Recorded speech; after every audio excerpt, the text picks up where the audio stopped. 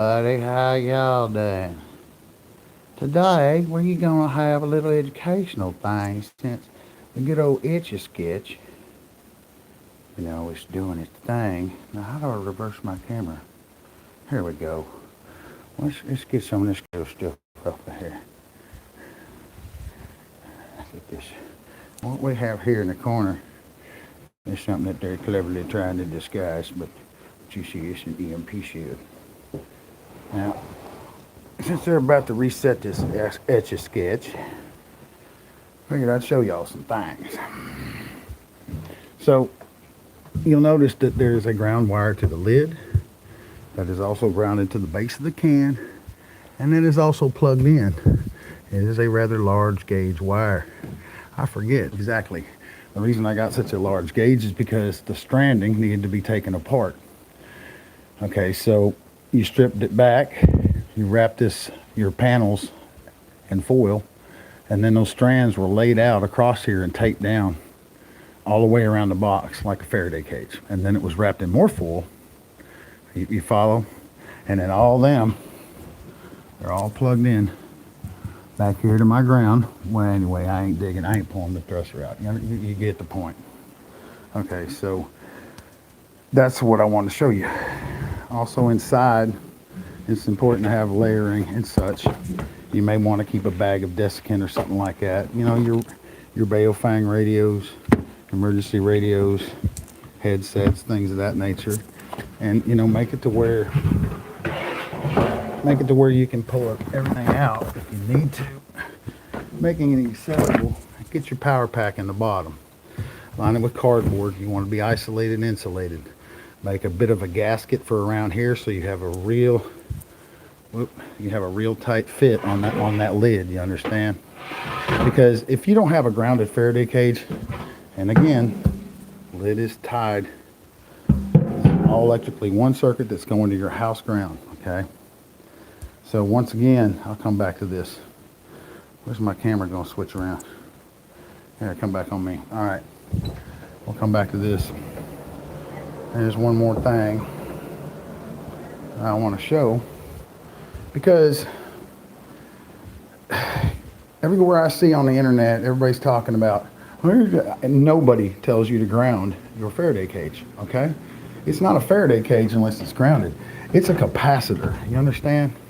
That's a capacitor. Unless you provide a path to ground, you have a capacitor. That's what you have, okay? So, the same thing stands with your generator. Okay, now granted I got some crap in the way here, but the same thing holds true with the generator. This thing sits on rubber feet, just like your car that's isolated from ground.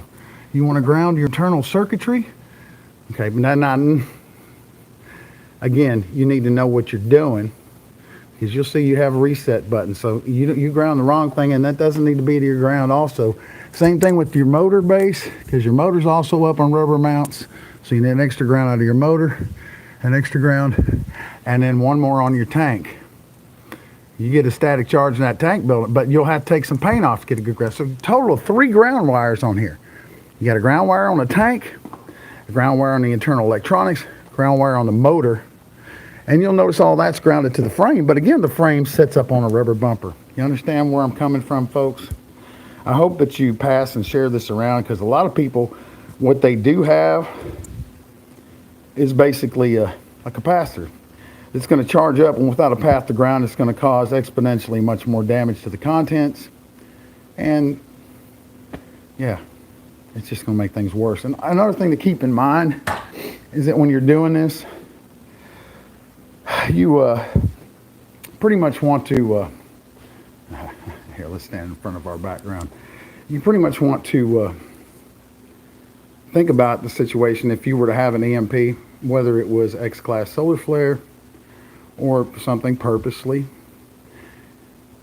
A lot of people are going to immediately break that stuff out. If it's something involving X-class solar flare, you understand there could be more resurgences, there could be more stuff, more waves coming in. So let's just say you break out your power bank, you break out your solar panels because you've been without power a few hours. Here's my thing: if you get hit by whatever, I wouldn't be in a big rush to take everything out of protective status. You understand? I wouldn't even take your panels out, you know, until you needed to recharge, you know, your portable power. Okay, use up what you got in there charged before you even think about it. And I wouldn't leave. It's all still vulnerable when it's not in a Faraday cage.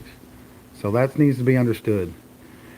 And yes, there's things you can get for your car to help with the MPs and such, but I don't think it's much going to matter, all encompassing. Nonetheless, here's some activity outside, so I guess I need to go see what that is. But, you know, yeah, listen, guys, they're getting to the point where this is what they're going to do. All this has got to go away, and there's only one way for them to make all of it go away.